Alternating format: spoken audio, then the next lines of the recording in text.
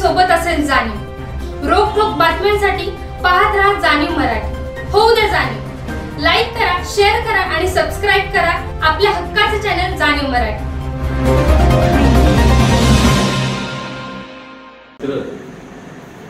सागरदादा भोसले यांना या ठिकाणी आपल्या सर्वांच्या वतीनं वाढदिवसाच्या खूप खूप अशा शुभेच्छा देतो। आज छत्रपती शाहू बोर्डिंग हाऊस शाखा नंबर 1 जमिनीची बाग या शाळेमध्ये या वसतिगृहामध्ये आज जो सागरदादांनी कार्यक्रम ठेवला आहे, खरं तर आम्ही लहानपणापासून पुस्तकामध्ये जमिनीची बाग हे कर्मवीर अण्णांच्या जीवनपटामध्ये एक महत्त्वाचं स्थान असलेलं आज खरं तर सागरदादांच्यामुळे या ठिकाणी येण्याचा योग आला। इथं आल्यानंतर या ठिकाणी कशा पद्धतीनं हे वसतिगृह चालवलं जातं ते या ठिकाणी व्यवस्थापकांनी सांगितलं। खरं तर एक सामाजिक भावनेतून आज रयत शिक्षण संस्थेच्या माध्यमातून हे वसतिगृह चालवलं जाते आणि विदर्भ मराठवाड्यातील जे आत्महत्याग्रस्त शेतकरी आहेत त्यांच्या पाल्यांना तसंच जे काही एकल पालक आहेत की खरंच समाजामध्ये ज्यांना गरज आहे अशा विद्यार्थ्यांना या ठिकाणी कर्मवीर अण्णांचा आदर्श घेऊन आज रयत शिक्षण संस्था हे वसतिगृह चालवते। त्याला एक थोडासा आधार देण्याच्या भूमिकेतून आज सागरदादांच्या माध्यमातून या ठिकाणी साबण असतील किंवा या ठिकाणी भोजनाची व्यवस्था केलेली आहे आणि यामागे एक अतिशय निर्मळ अशी एक सामाजिक भावना आहे की आपण एक समाजाला काहीतरी देणं लागतो आणि या माध्यमातून वहिनी असतील आणि दोघांच्या माध्यमातून जे फाउंडेशनच्या माध्यमातून एहसास मतिमंद मुलांचं शाळा असेल त्याच पद्धतीनं ज्या ज्या ठिकाणी गरजू विद्यार्थी आहेत त्या ठिकाणी आज त्यांनी सर्व कार्यक्रम ठेवलेले आहेत आणि या माध्यमातून खऱ्या गरजूंची सेवा या ठिकाणी जी काय होते आणि त्याचा 100% या ठिकाणी ईश्वर त्यांना आशीर्वाद तिथून पुढच्या आयुष्यामध्ये देईल।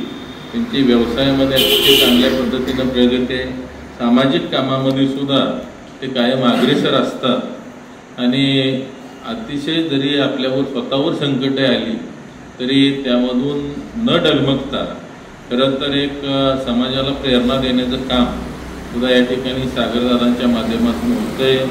त्यांचं गाव भोसलेवाडे एक अतिशय धार्मिक अशा कुटुंबातून या ठिकाणी येऊन सातारमध्ये एक आपलं स्वतःचं विश्व या ठिकाणी त्यांनी निर्माण केलं आणि एक अतिशय आदर्शवत अशा पद्धतीचं व्यक्तिमत्व हे सागरदादांचं आहे। तिथून पुढच्या काळामध्ये त्यांना ईश्वरानं सुख शांती समाधान आणि ऐश्वर सर्वच गोष्टी अतिशय चांगल्या पद्धतीच्या द्याव्यात, चांगलं आरोग्य द्यावं ही ईश्वरचरणी प्रार्थना करतो आणि आपल्या सर्वांच्या वतीनं या ठिकाणी सागरदादांच्या पुढील कार्याला हार्दिक अशा शुभेच्छा देतो आणि त्यांनाही वाढदिवसाच्या हार्दिक शुभेच्छा देतो। मुळात दादा गेले 10-1 वर्ष आम्ही वाढदिवस साजरा करतो आणि प्रत्येक आमचा वाढदिवस हे आमची मित्रमंडळी जी आहे की मी सुद्धा तसं बघायला गेलं तर धरणीच्या बागेचा पहिल्यांदा आलो।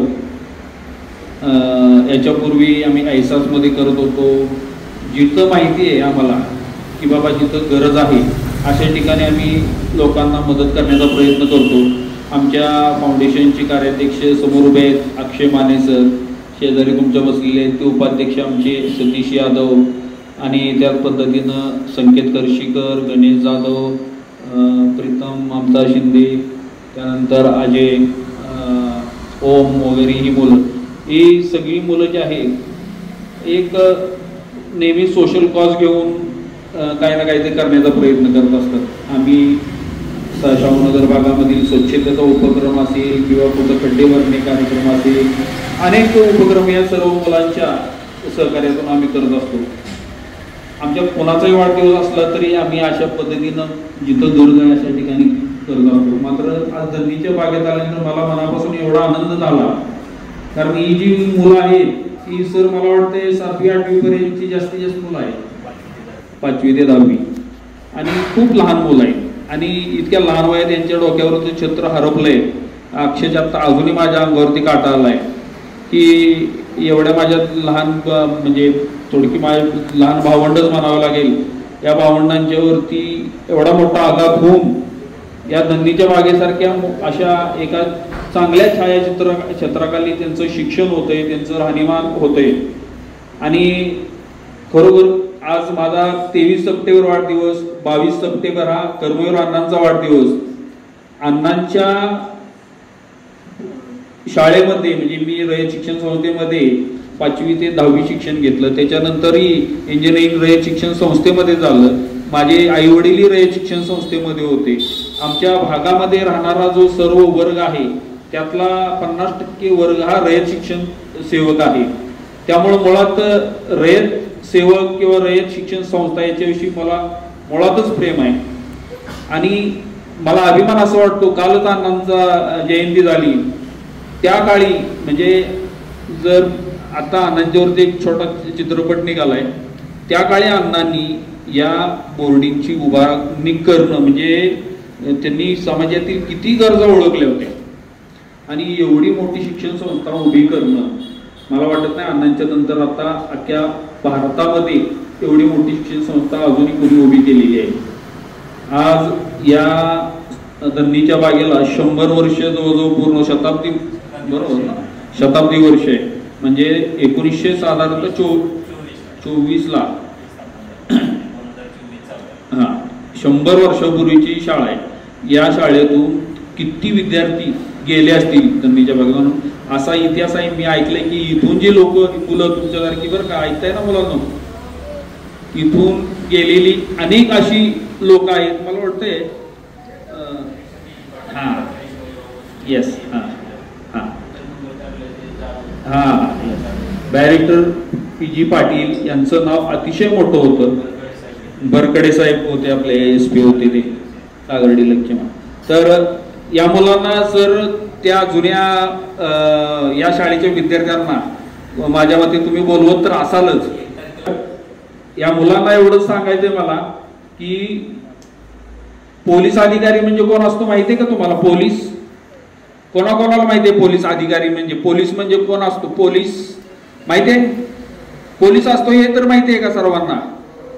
पोलीस कोणाकोणाला असतो त्यांनी हात वर करा. पोलीस माहिती आहे अशाने हात वर करा. पोलीस असतो त्या पोलीस खात्याचा सर्वोच्च पदावरचा जो अधिकारी असतो, तो सर्वोच्च पदावरचा अधिकारी हा या तुमच्या बोर्डिंग मध्ये शिकला होता. माहितीये का तुम्हाला? तुमच्या ठिकाणी असा तुमच्या बरोबर खात होता, असा तुमच्यासारखा या इथं सकाळपासून संध्याकाळपर्यंत वावरत होता. आणि नक्कीच मला खात्री आहे की सर बुद्धी ही आहे ना बदाम पिस्ता खाऊन कधी येत नाही, बुद्धी ही ठोकर खाऊनच येते. त्यामुळं या मुलांच्यातच भविष्यातला मी सांगतो सर, भविष्यातला SP सुद्धा या मुलांच्यातला असेल, भविष्यातला बॅरिस्टर अजूनही चांगला याच मुलांच्यातला असेल, भविष्यातला एखादा चांगला नेता सुद्धा अशा या मुलांच्यातला असेल. आणि खरोखर आज पहिल्यांदा आलो सर मी, अजूनही माझ्या अंगावर शहार येत आहेत की ज्यांच्या आज सकाळी आम्ही जिथं जिथं गेलो त्यात आमचं जे विशाल सह्याद्री माध्यमिक विद्यालय तिथेही थोडीशी सामान्य कुटुंबातीलच मुलं आहेत. त्यानंतर आम्ही जिथं मतिमंद मुलांच्या शाळेत गेलो तिथं तर काय म्हणजे ती मुलं म्हणजे त्यांच्याशी कम्पेअरच करता येत नाही. त्यानंतर आमच्या गावी गेलो ती सर्वसामान्य कुटुंबातील लहान मुलं होती. मात्र खरंच इथं आज आल्यानंतर इथं मात्र माझ्या अंगावर काटा आला की त्यांचे आई वडील त्यांना भेटत तरी असतील, मात्र यांचे आई वडिलांना नसले तरी मित्रांनो एक लक्षात घ्या, आज आपल्या इथं माझ्यावर मनोज दादा आहेत. त्याच पद्धतीनं आमच्या सर्वांचे आदरणीय श्रीमंत छत्रपती उदयनराजे भोसले आहेत आणि आमचा सर्व मित्र परिवार आहे. हे आम्ही सर्वजण तुमचे पालक आहोत, तुमचे वडील आहोत, तुमचे भाऊ आहोत. तुम्हाला भविष्यात सर यातल्या एखाद्या चांगल्या चुणूकदार मुलाला कोणत्याही प्रकारची गरज वाटत असेल तुम्हाला तर नक्कीच आमच्या जय सोशल फाउंडेशनची तुम्हाला हक्कानं मदत मागण्याची सवय ठेवा. सवय लावून घ्या असं म्हणे मी तुम्हाला, हक्कानं सवय लावून घ्या. कुठल्याही एकदा एखाद्या चांगला विद्यार्थी आहे, चुणूकदार विद्यार्थी आहे, त्याला काही ठराविक मदतीची गरज आहे तर नक्की सांगा.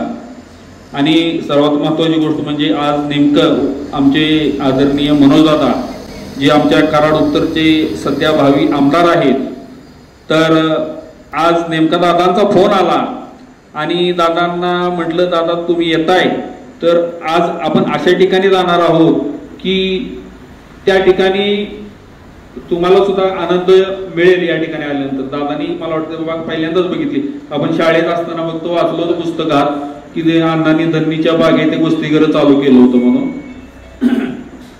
तर आज दादा सुद्धा नेमकं या तुमच्या मुलांना भेटायला इथं आले. आज नेमका माझा वाढदिवस, माझ्या वाढदिवसानिमित्त दादांना सुद्धा हे बोर्डिंग बघायला मिळालं. त्याबद्दल पहिली गोष्ट म्हणजे आमच्या सर्व मित्रमंडळीचे आभार मानतो की त्यांनी इथं आयोजन केलं.